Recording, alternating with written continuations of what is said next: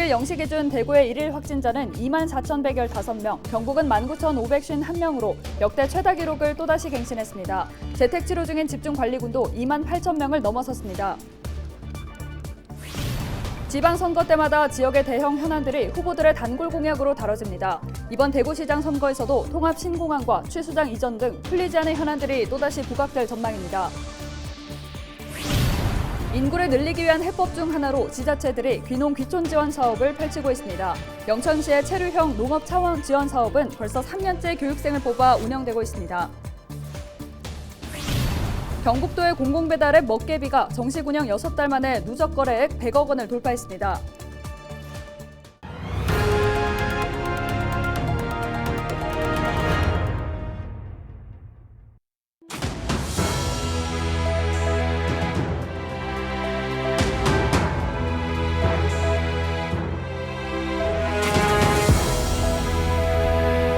여러분 안녕하십니까? 헬로티비 대구 경북 뉴스입니다.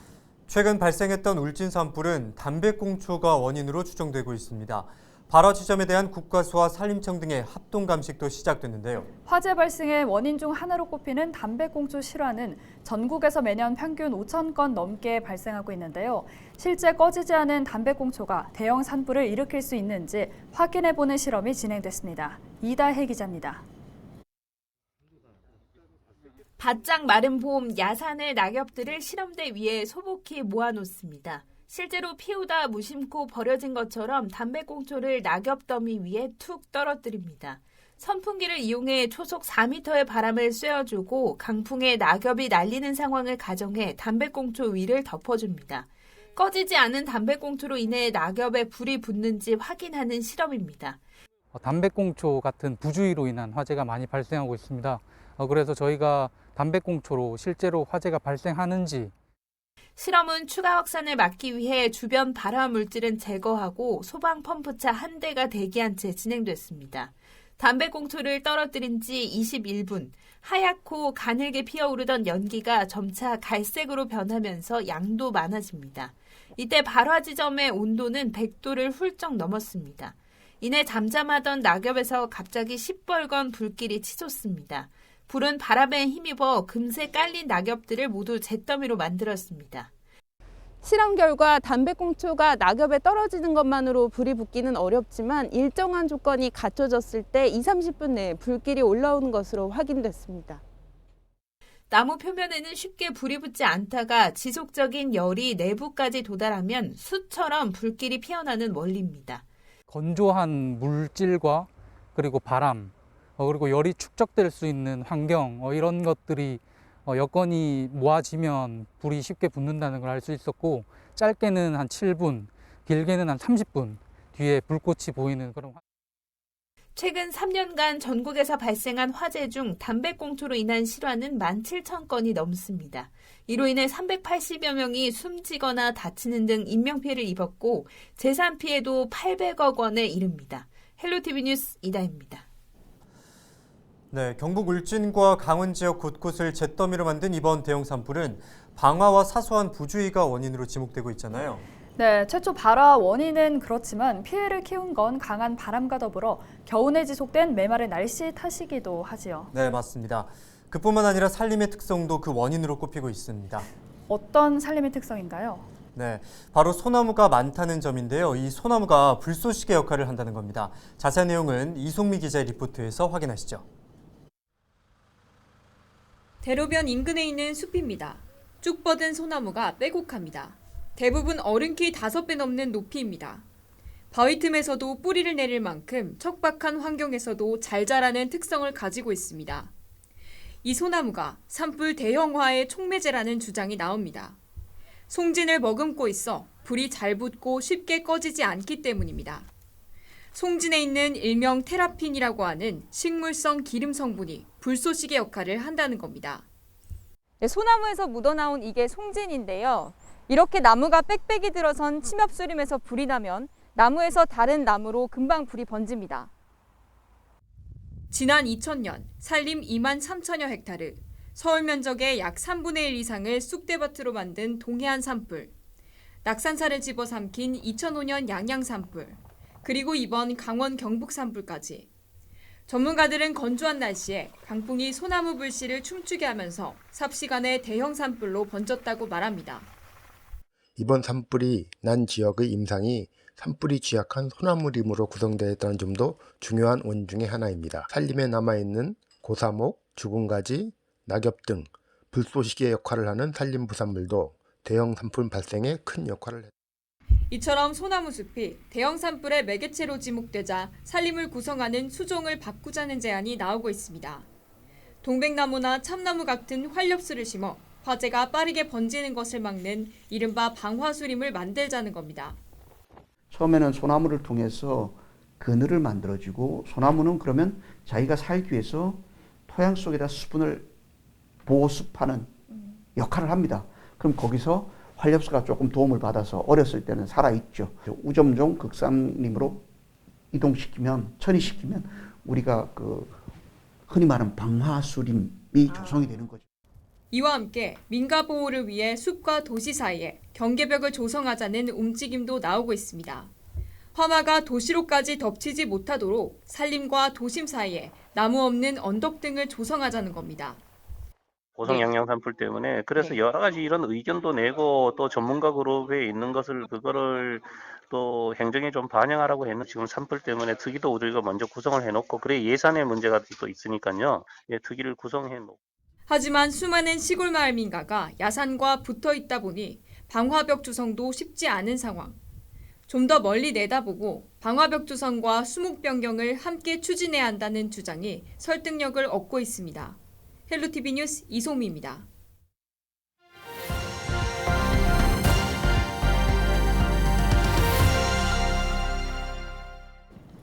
지방선거가 치러질 때마다 지역 현안들이 급부상합니다.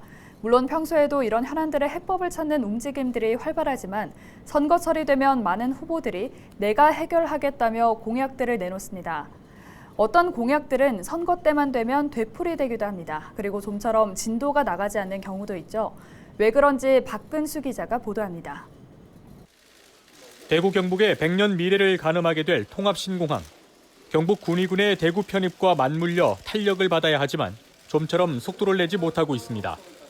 통합신공항의 핵심 조건이던 군위 대구 편입 법률안의 2월 국회 처리가 무산되고 군위군은 법률안이 통과될 때까지 통합신공항 관련 업무를 중단한다고 밝혔습니다. 3, 4월 임시국회에서 통과되더라도 본격적인 사업 추진이 걸려 있다 보니 이번 지방선거에서도 주요 공약이 될 전망입니다.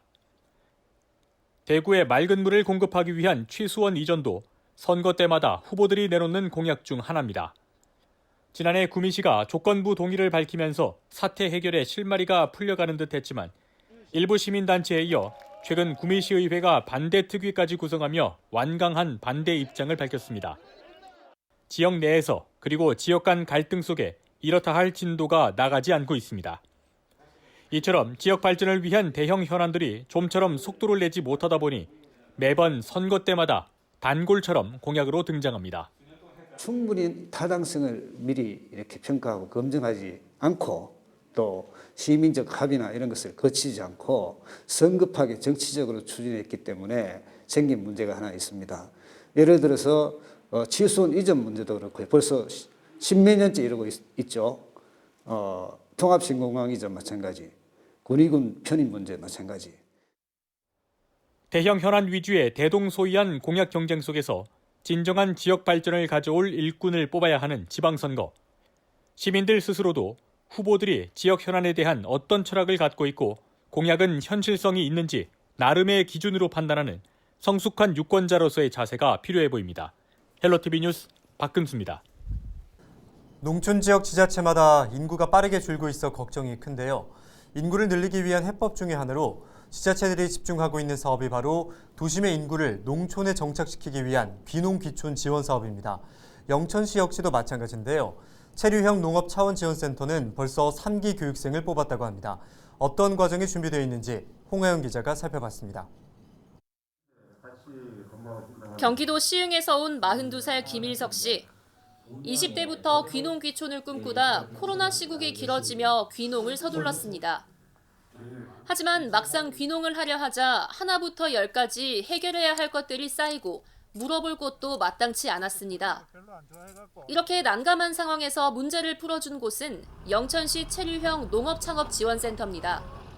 보다 체계적이면서도 한 9개월 동안을 굉장히 이제 뛰어나신 그 농업 관계자분들에게 배울 수 있다는 점이 정말 아주 좋은 메리트라고 생각을 합니다. 그래서 영천시가 운영하는 체류형 농업창업지원센터가 귀농귀촌을 희망하는 도시민 19세대 28명을 선정했습니다. 올해 말까지 교육생에게 텃밭 만들기, 농기구 사용 등 기초농업과 경영 마케팅, 농촌 생활교육 등을 실시합니다. 지역에 머물며 교육받을 수 있도록 숙소도 제공합니다. 상주 담당자도 있어 여러 가지 문제를 바로바로 해결할 수 있습니다.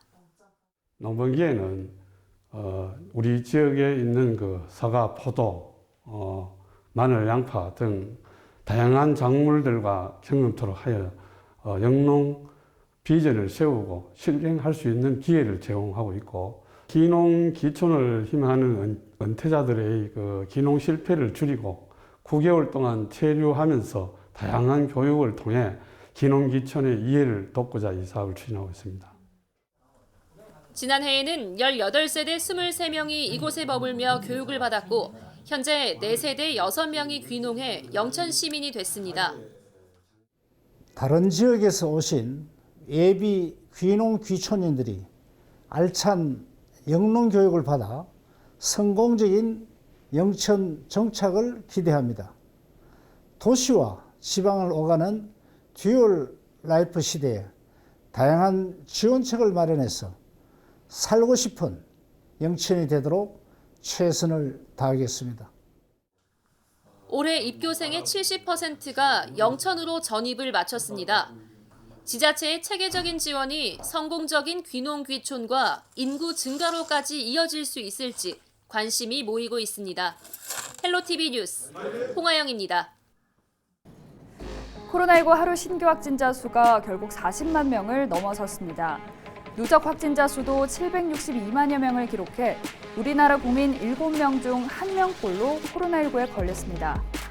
최근 세계 확진자 가운데 4명 중에 1명은 한국에서 발생한 것으로 집계되고 있는데요. 이처럼 확진자 수가 늘어난 이유는 오미크론 변이 확산이 계속되고 있는 데다 신속 항원 검사에서 양성이 나온 사람까지 확진자로 포함하는 등 인정 기준이 달라졌기 때문입니다. 다만 국내 확진자의 치명률은 0.15%로 다른 나라보다 낮은 수준을 유지하고 있어 그나마 다행인데요. 하지만 위중증 환자가 1,200명을 넘어서고 있어 긴장감을 늦출 수는 없는 상황입니다. 현재 1급으로 지정된 감염병 등급이 현실에 맞지 않는다는 지적도 제기되고 있는데요.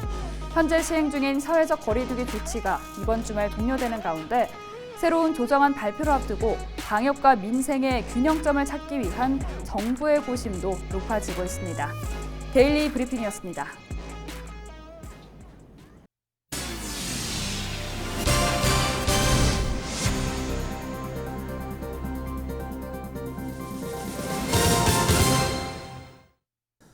경북도의 공공배달의 먹개비가 정식 운영 6달 만에 누적 거래액 100억 원을 돌파했습니다. 공공배달의 먹개비는 지난해 9월 9일 포항과 구미 등 11개 시군에서 서비스를 시작해 현재 누적 회원이 11만 7천여 명, 가맹점 7,900여 곳을 기록하며 성공적으로 운영되고 있다고 경북도는 평가했습니다. 또 민간배달앱은 광고비를 포함해 10% 이상의 수수료를 지급해야 하지만 공공배달앱은 광고료 없이 1.5%의 수수료만 지급하면 돼 배달 주문 수수료 절감 효과도 10억 원 이상으로 나타났습니다. 영천시가 단체 관광객을 유치하는 여행사에 인센티브를 제공하기로 했습니다. 지원 대상은 영천에 단체 관광객을 유치한 여행사로 지역 내 음식점과 유료 관광지, 숙박시설 이용 등 조건을 충족할 경우 유치 인원에 따라 인센티브를 차등 지원합니다. 참여하려는 여행사는 세부 지원 조건을 확인한 뒤 여행 프로그램이 끝난 뒤 15일 이내 신청하면 됩니다. 영천시는 지난해 단계적 일상회복 시행 이후 단체 관광객이 증가하며 모두 1,423명을 유치했고 여행사에 1,380만 원을 지원했다고 밝혔습니다. 이상으로 뉴스를 마칩니다. 함께해 주신 여러분 고맙습니다.